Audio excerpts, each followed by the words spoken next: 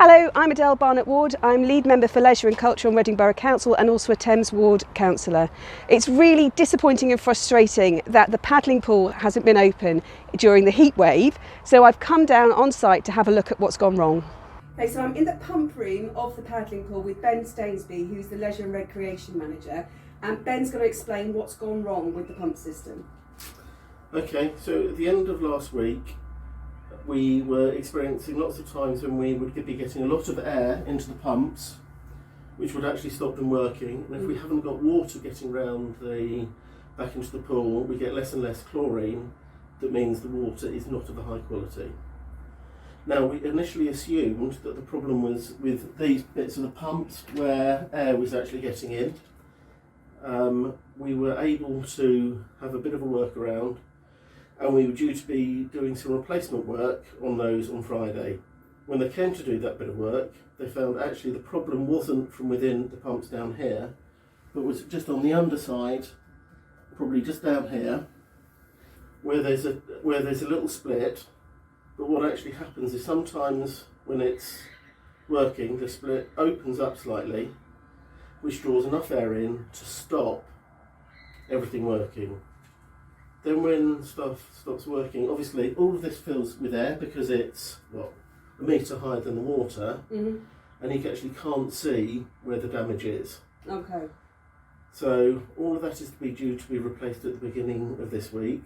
We're due to finish emptying the pool out during the course, over the course of today, tomorrow, so we can clean it and be really confident that when we reopen and refill it, probably towards the end of this week, perhaps at the beginning of next week, but certainly what we want to do is make sure that we've got something good for the summer holidays, is that we can be sure that we will open throughout that school holiday.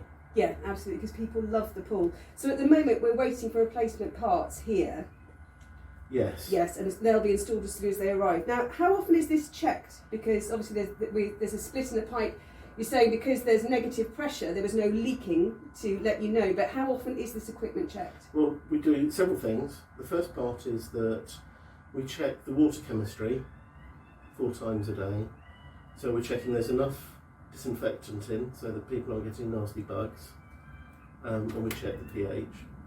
We also check whether the system is operating our staff at the end of each of their shift, and we have an external contractor that is a swimming pool specialist that comes in and does he does a check and any other remedial work at the beginning of the day.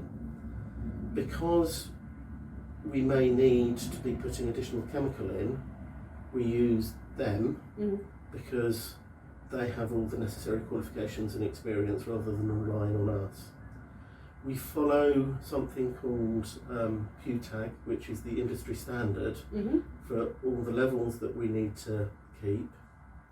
And we use a specialist company for looking after all of this because they have a really good understanding of what are the requirements and what is the best practice. Okay, so this has multiple checks every day. Yes. It's maintained every day. Yes. Thank you. So as you can see, without the pump working and those multiple daily checks, the water gets very dirty very quickly. Please don't let your children play in the pool like this. It's not safe. As soon as that part arrives from the manufacturers, we'll have it installed and the pool will be back up and running. Keep an eye on our social media channels and we'll let you know as soon as it's safe to come back and play.